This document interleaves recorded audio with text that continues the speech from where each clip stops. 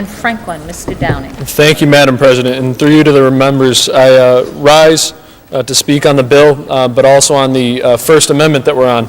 And before I say anything else, I want to thank the chair of the Energy Committee, my colleague, the senator from the Cape who last spoke, and the minority party, and in particular, the senator from the Whip City, for his efforts meeting with his constituents and fleshing out the difficult issues we try and address in this bill. We work together on many issues in Western Massachusetts, and I think his district is far better for his service. Madam President, the original bill that was filed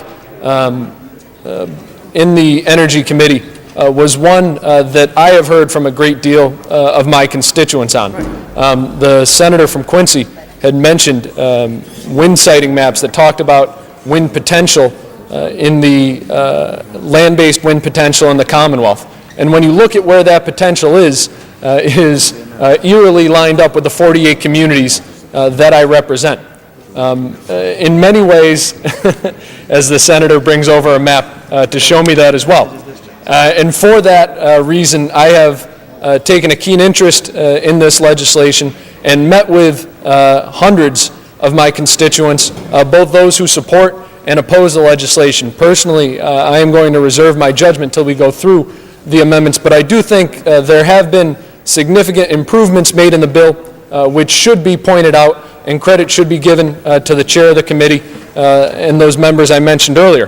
The original bill would have said that if a municipality said no to a project or said yes with such conditions that the developer thought it was not financially feasible to move forward, the appeal of that project would have gone to the Energy Facilities Siting Board. Many of my residents, the residents of my district and my constituents, were concerned about that because of the track record of the Energy Facilities Siting Board to opt on the side of development over saying no to some of these projects. In the bill that is before us now, a developer who is told no by a community, who is denied a permit, appeals that denial through the traditional court process. It is important to say that again, Madam President, so that it is on the record. Home rule is preserved in the bill that is before us. Yes, we establish an expedited process to determine which projects will be permitted and which will not, but we also ensure that if a municipality says no to a project, they are allowed to determine their own fate. That is important for several different reasons, Madam President. It is important because if you look at the communities with the greatest potential for wind energy, you are looking at communities like Savoy in Florida, Windsor in Peru, communities that many of my colleagues may not be able to find on a map or may not have ever heard of. These are projects which will be the biggest projects if they were to go forward in the history of those communities. So those communities deserve, and they still have under this bill, the ability to say yes or to say no. Now I say that, Madam President, with confidence that not every community will say yes or will say no to every project. In the town of Florida, the Hoosick Wind Project, which has been referenced here before, has been supported by the town of Florida. In Savoy, several of the projects that are there have been supported by the town. They have been held up and delayed for any number of different reasons.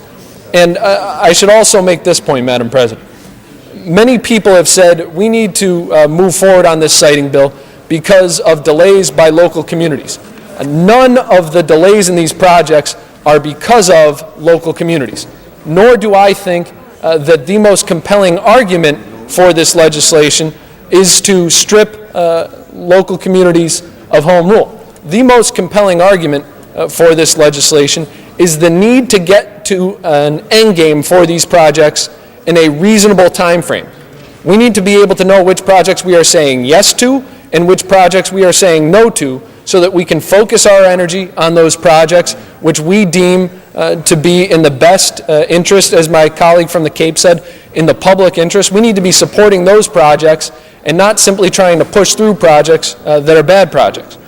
I should also point out, Madam President, that in the original bill, it was the Energy Facilities Siting Board themselves who developed the siting standards region by region that would guide the siting of clean energy wind farms in the Commonwealth. Under the bill that is before us now, a representative advisory group will determine those standards. Among the members of that group are included members from Land Conservancy environmental nonprofits like the Berkshire Natural Resources Council, and regional planning agencies like BRPC, like the Hampshire Council of Governments, like the Martha's Vineyard Commission, the Cape Cod Commission, and the Nantucket Economic Development District. And I know there are amendments to amend the membership of that group, and I think it's important to expand the representative nature of that. But it's important that those are the individuals setting these standards, because they are the individuals with the greatest knowledge of and interest in ensuring the public need is met in those communities where some of these projects will be sited.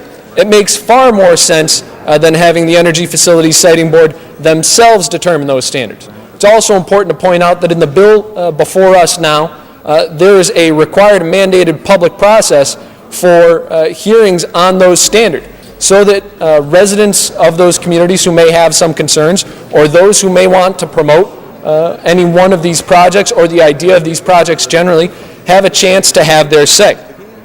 It is also important, and I will conclude my remarks on the underlying bill with this, it is also very important, especially in my district, but I'm sure to many of my colleagues, that the bill before us does not deal with Article 97 conservation lands. Let me say that again. It does not deal with siting wind farms on Article 97 conservation lands.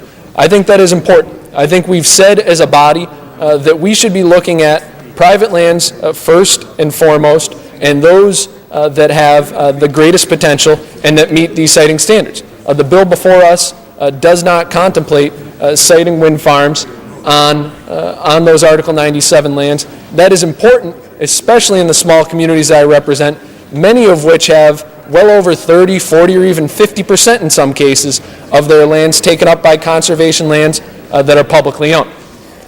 So, Madam President, I will now go to the amendment that we